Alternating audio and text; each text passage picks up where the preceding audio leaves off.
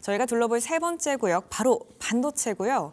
아무래도 오늘 시장 상황이 급격하게 힘들어지다 보니까 이 질문을 안 드릴 수가 없을 것 같습니다. 삼성전자가 지금 9만 7천 원까지 왔고요. SK하이닉스가 57만 원까지 왔습니다. 꽤나 큰 낙폭을 보이고 있는 현재 모습인데 이런 시장에서 삼성전자, SK하이닉스 다시 노려봐야 된다고 보실까요?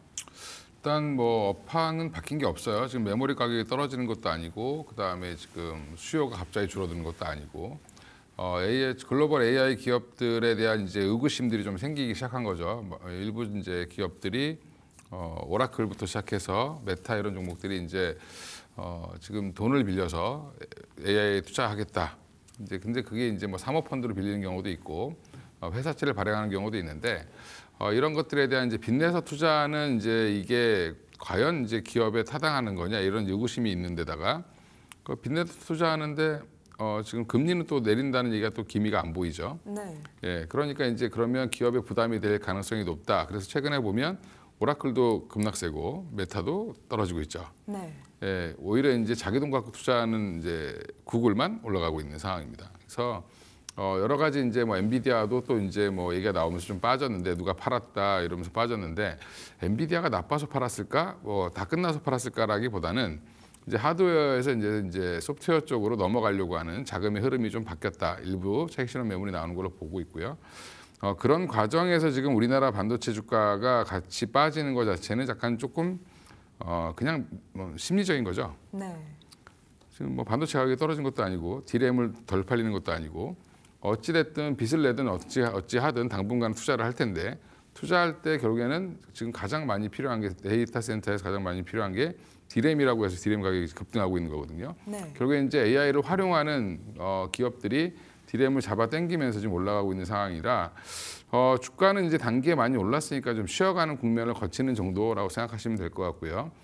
지금 뭐 미국발 이슈 때문에 우리가 조정을 받는다. 그러면 여전히 저는 기회라고 보고 있는데 당분간 이제 주가가 급하게 올라왔기 때문에 옆으로 이제 기간 조정하겠다라는 걸 강력하게 지금 이제 시사를 하고 있는 거니까 네.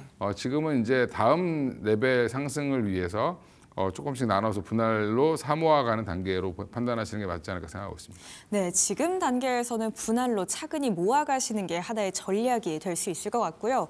유차기 대표님께서는 반도체 관련해서 이 투탑, 삼성전자, SK하이닉스 역시나 차근차근 모아가야 한다고 보실까요? 당연하죠. 그러니까 사실은 어저께 미국 증시가 조정이 나온 게 아마존이 150억 불, 최종적으로 180억 불 채권 조달을 하면서 이게 맞나? 라는 어떤 의구심이 좀 있으면서 관련된 기업들이 주가가 조정이 나온 거거든요. 하락의 빌미를 제공한 건데 사실 지금은 단기 조정 국면에 전 놓여있다 생각하고 있어요. 그러니까 예전에는 만약에 이게 똑같은 뉴스가 제가 뭐 단언할 수는 없지만 9월 말 혹은 10월 중순에 나왔다? 그럼 시장 폭등했을 거예요.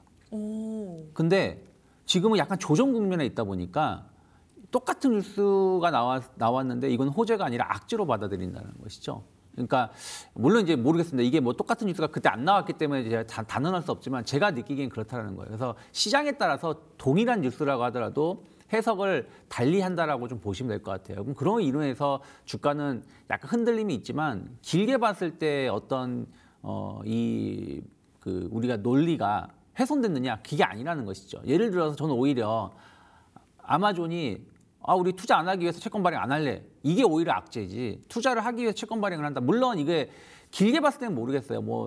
5년 뒤가 될지 내년이 될지 모르겠지만 야 이렇게 투자했는데 돈 못 벌잖아. 어떡할 거야? 하면은 진짜 문제가 되겠지만 지금은 그런 걸 따질 자리는 아닌데 일단은 이런 부분들이 좀 시장에서는 거품 논란도 있다 보니까 좀 과하게 좀 해석을 좀 하고 있는 것이 아닌가 판단을 좀 하고 있습니다.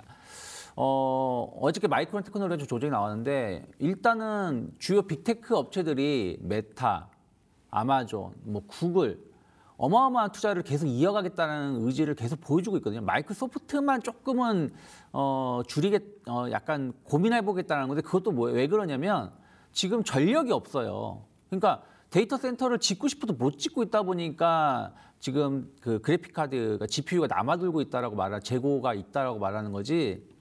지금 투자를 안 하려고 재고가 있다라고 하는 건 아니거든요. 그래서 그런 것들 감안한다라면 이러한 자금 조달은 결국에는 투자로 이루어지게 될 것이고 될 가능성이 높고, 그럼 사실은 삼성전자 하이닉스한테는 좋은 소식이 전 될 수 있다고 봅니다. 길게 본다라면. 그래서 저는 조정이 나온다 그러면은 분할로 모아가는 건 맞지만, 아까 서두에 말씀드린 것처럼 11월 달은 단기 조정 국면에 들어갈 수밖에 없었던 상황이었고, 그게 지금 진행되고 있는 거니까 9월, 10월 달에는 그냥 조정받으면 덥석 매수하면 수익 나는 장세였다면 지금은 그게 아니기 때문에 좀 타이밍을 좀 잡거나 아니면 매수를 하시더라도 좀 비중을 9, 10월보다 좀 작게 하면서 모아가는 전략을 가져가는 게 맞지 않나 판단하고 있습니다. 네, 11월 한 달은 시장이 흔들릴 수밖에 없기 때문에 지금 너무 강한 매수를 넣으시기보다는요. 천천히 모아가시고 9월과 10월에 비해서는 적은 분량으로 매수해 보시는 게 좋겠다는 의견 드리도록 하겠습니다. 자, 이렇게 두 분께서 반도체 섹터 전망 말씀 주셨고요. 각각의 선택도 열어보도록 하겠습니다. 각각 유진테크, 엑시콘 골라주셨습니다. 우선 유진테크부터 들어볼게요, 대표님.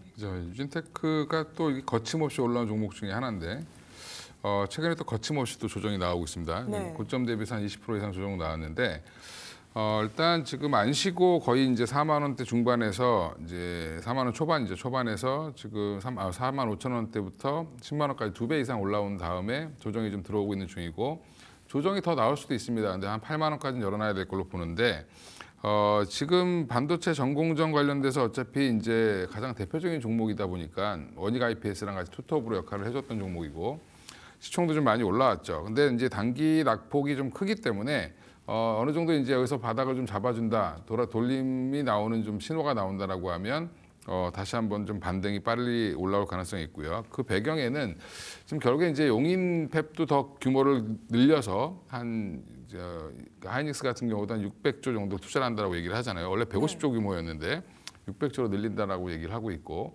그다음에 이제 삼성도 P5 라인 이미 이제 골조공사 들어왔다라고 얘기하고 있고, 국내 투자 더 늘리겠다라고 했기 때문에 어디든지 간에 공장 지으면 이제 유진테크, 원익 IPS 관련된 장비 다 갖다 써야 되거든요. 네. 그러니까 메모리 3사에 모두 다 납품하고 있는 유진테크 입장에서는 어디든 증설일 이슈가 있으면 좋아질 수밖에 없다라고 보고 있고요. 3분기 실적이 조금 기대에 못 미쳤다 이런 얘기들이 있지만, 여전히 지금 3분기가 중요한 게 아니라 이제부터 내년에 이제 캐펙스 투자의 본격적인 사이클이 온다라는 거를 먼저 주가가 선반영했다가 조정받은 거기 때문에 지금 자리는 이제 한번 노려봐도 괜찮지 않을까. 그래서 지금 여기도 지금 근데 8만 원까지는 좀 열어놓으시고 좀 천천히 모아가시는 것도 나쁘지 않다 이렇게 보고 있습니다. 네, 유진테크 8만 원까지 열어놓고 천천히 분할 매수로 진입해 보시고요. 그렇다면 저희 목표가랑 손절가 어떻게 가져가 볼까요? 목표가 일단 전고점은 뚫을 거로 보고 있는데, 일단 반도체 업황에 대한 이제 이 앞에 삼성전자 하이닉스가 빠지면 안 되겠죠.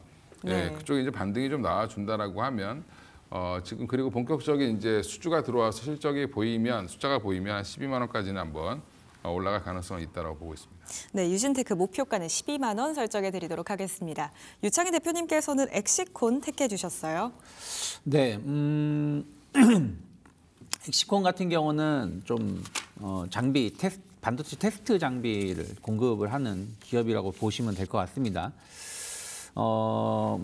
메모리도, 그러니까 레거시 반도체, D램 쪽도 있고요. SSD, 요즘에 없어서 못 판다고 하죠. SSD 쪽도 있고요.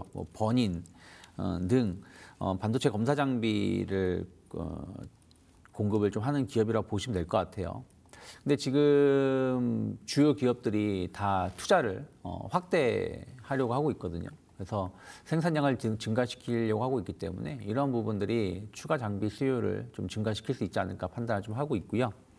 특히 이제 최근에 삼성전자가 엔비디아 이제 공식적으로 치킨 먹으면서 으쌰으쌰 했잖아요. 네. 그러면 이제 삼성전자가 본격적으로 이제 이쪽에 대한 어떤 준비를 좀 해야 될 거예요. 그러면 이제 왜냐하면 그동안 시제품이 나가는 것이고 이제 대량 생산을 했을 때에 관련돼서 준비를 하게 되면 엑시콘 장비가 충분히 많이 공급될 수 있지 않을까 판단을 좀 하고 있습니다.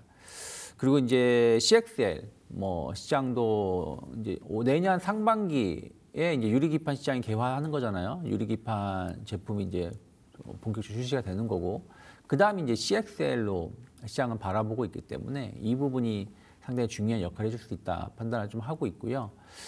어저께 이스페타시스가 이제 구글 관련해 가지고 뭐 TPU, 그러니까 한마디로 그 자체 반도체 관련해서 기판을 공급한다고만 하면서 이스페타시스 주가가 많이 올랐었는데 주요 기업들이 아마 이제 자체 칩 개발을 더 많이 할 거예요.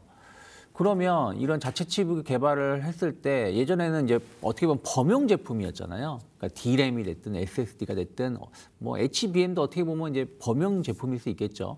하나의 회사가 사용하는데 이런 범용 제품이 들어갔을 때 장비하고 각각의 회사가 자기한테 맞는 제품을 만들기 위해서 어떤 설계를 하거나 뭘 했을 때 또 거기에 주문 제작 형식으로 또 그 검사 장비가 들어갈 수밖에 없다라고 좀 판단하고 있거든요.